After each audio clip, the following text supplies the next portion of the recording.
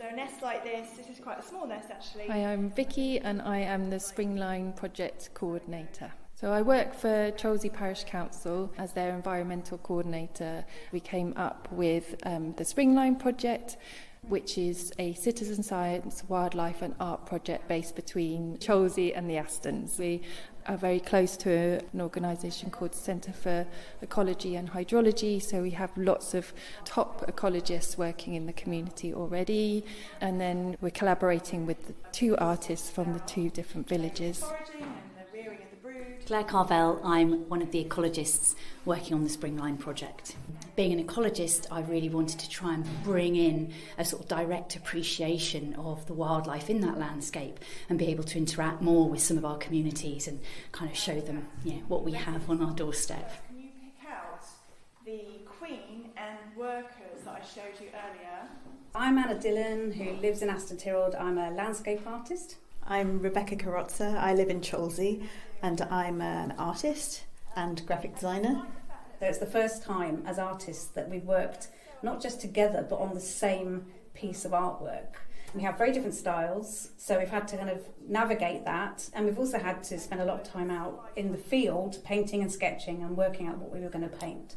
Yeah, it's been incredible to learn about all the different creatures and species that we've got just on our doorstep and look at the detail of them as well to make sure that we distinguish creatures and species properly.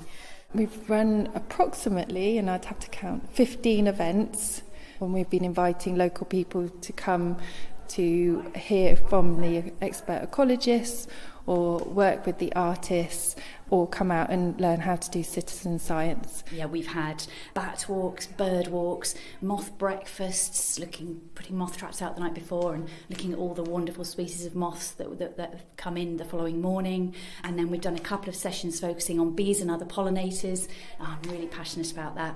And then, of course, we've been celebrating our wasps as well. It's not necessarily about knowing precisely what species you're looking at. The first point is just noticing nature, noticing what's there, and actually looking at an insect on a flower or on a leaf. One of the surveys that we've introduced to the participants of the events is called the Flower Insect Timed Count, which I actually run as part of the pollinator monitoring scheme. And it's just about understanding what range of pollinators we have out there and being able to distinguish the difference between a bee and a fly and a wasp. And we've had families joining us, even on the early morning bird walk, getting up at 5 a.m. to come and look at some of the birds, which was fabulous. And some of the art activities have really helped to engage the younger audience as well.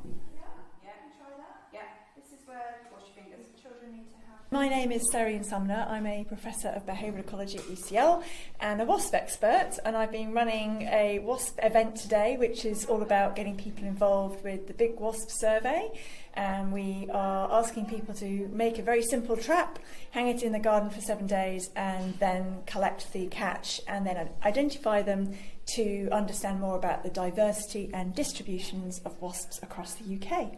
And I'm Sylvia, Rebecca's daughter.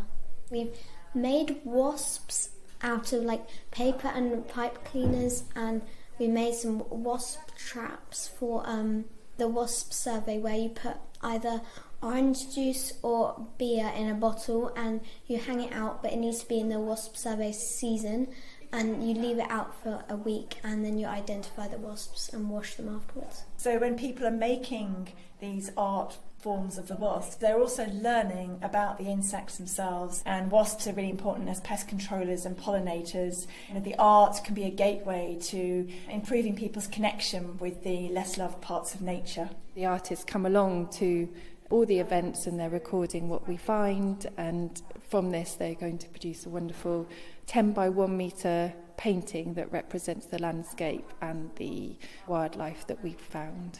The artwork's going to be in Cholsey Pavilion, and then it's going to be replicated in Aston Village Hall, and then it's going to be available for the community buildings, but also for local people to buy.